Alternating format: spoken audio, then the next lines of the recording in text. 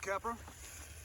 After spending some time greasing everything, it sounds a lot better, except under a little bit of a deceleration, but I think that's mostly just the super high pinion angles they've got on these axles. But we're going to take it out, put it on some rocks, see how well it does. That's the only battery I have that fits this particular model.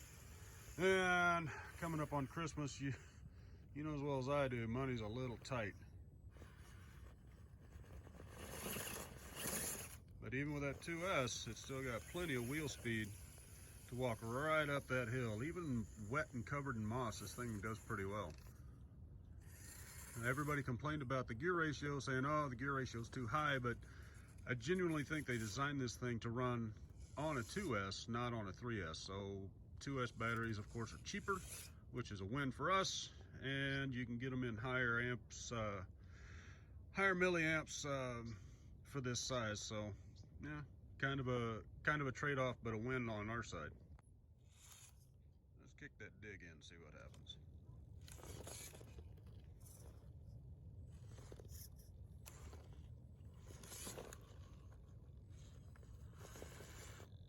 You can definitely hear those gears when it's rolling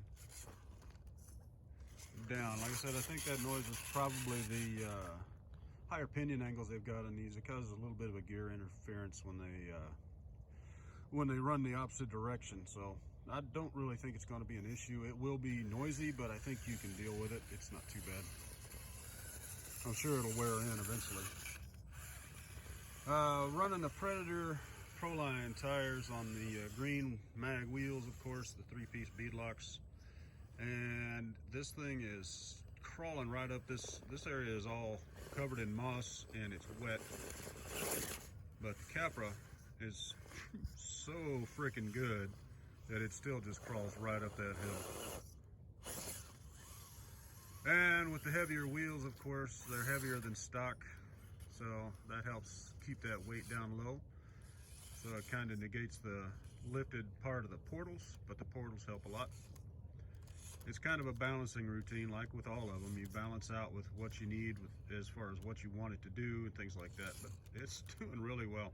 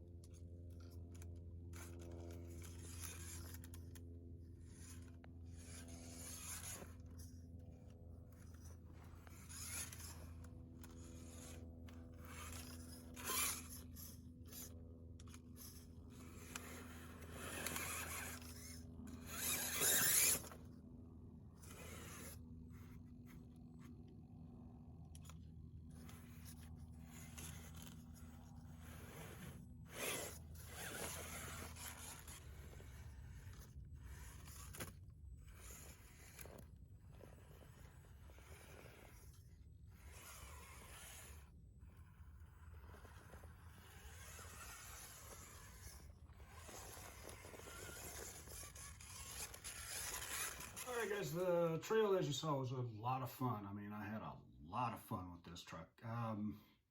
The smaller battery really doesn't make that much of a difference, because I ran for almost 2 hours on this tiny little battery right here. It's a 2200 2S battery, and it runs just fine. I didn't have any issues with it.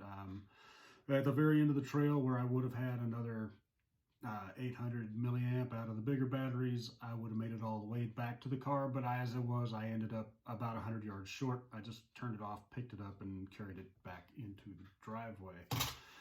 I didn't have any issues with it. The truck is still loud in reverse, and when you're decelerating, I kind of attribute that to the machine gears in it.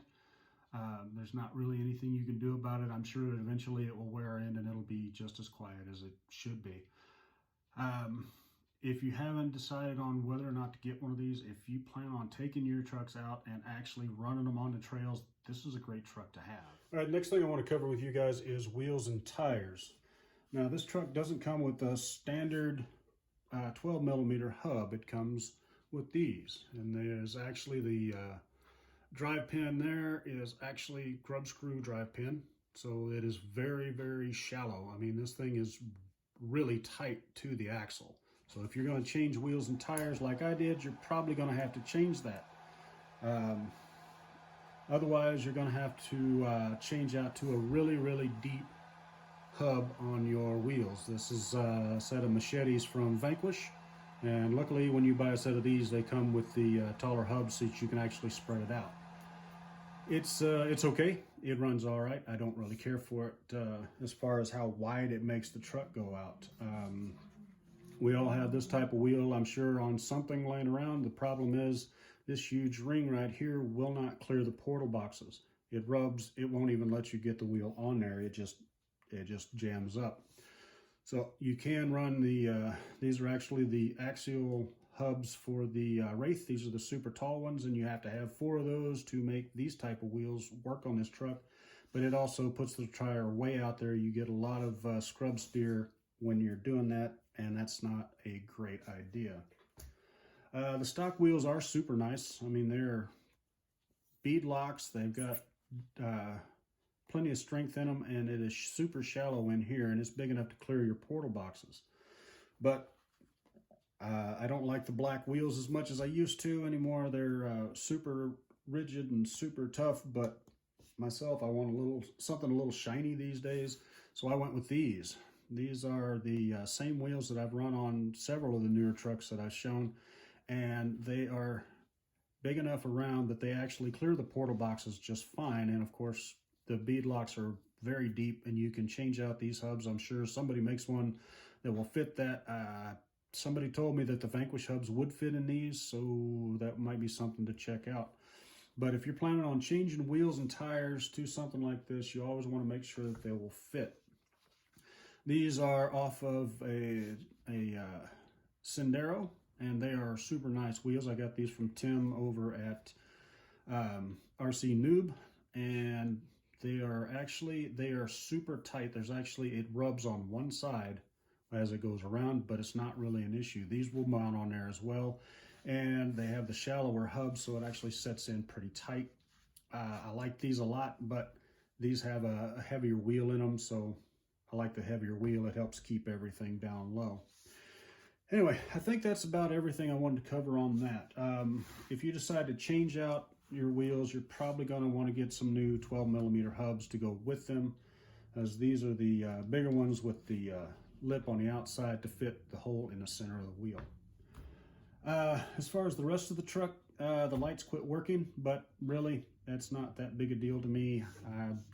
The lights on the front were great. The light up top, only half of it worked when I got it, so that's just, it looks cool up there, but having it lit up really doesn't do that much for me. I don't run that much at night, but if it's a problem for you, that would most likely be just a warranty issue.